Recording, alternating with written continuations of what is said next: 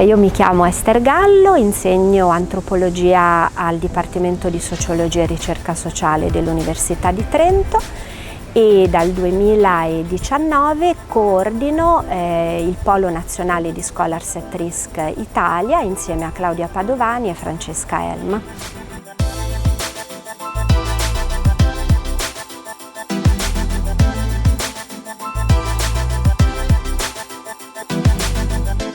Scholars at Risk Italia è nato nel 2019 a febbraio,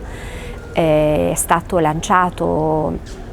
all'Università di Padova dietro iniziativa dell'Ateneo Patavino e dell'Università di Trento. La mia esperienza è quella di una realtà che è nata da poco ma che è molto in crescita veloce, perché solo in un anno siamo passati da 10 a 24 membri tra università e istituti di ricerca che operano nel territorio nazionale italiano, e è positiva anche per l'entusiasmo e la serietà con cui molte colleghe e molti colleghi all'interno di questa rete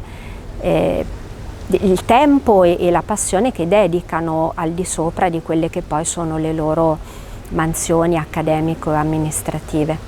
Il tema delle migrazioni forzate nel mondo accademico è un tema molto lungo, non è un tema nuovo.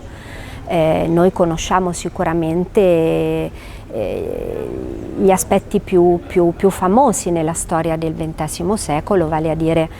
la fuoriuscita di molti studiosi e intellettuali dall'Europa nazista e dalla Germania nazista e dall'Italia del ventennio fascista. È una storia molto lunga e che ha coinvolto molti studiosi e molte studiose, ma la parte diciamo che più concerne l'esilio di scienziate donne è molto poco conosciuta, sia nel passato che nel presente. Quindi c'è sicuramente una dimensione di genere che è difficilmente quantificabile perché non abbiamo grandi dati ad oggi, ma è una dimensione che c'è e che viene ricordata attraverso le biografie individuali di scienziate, di studiose donne, ma che tende a rimanere in qualche modo un po' più tra le maglie. Tra le sfide che il Polo Nazionale di Scholars at Risk trova ad affrontare oggi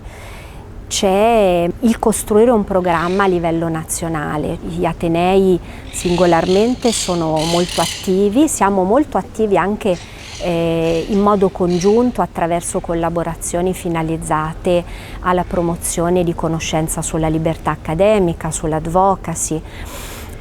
Sicuramente c'è il bisogno di un supporto istituzionale a livello nazionale nella programmazione di borse di protezione per studiose e per studiosi a rischio,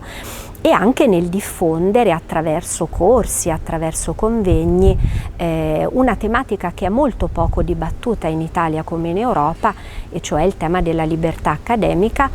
e del modo in cui le violazioni di questo diritto influiscono sul lavoro e sulla vita di ricercatrici e di ricercatori.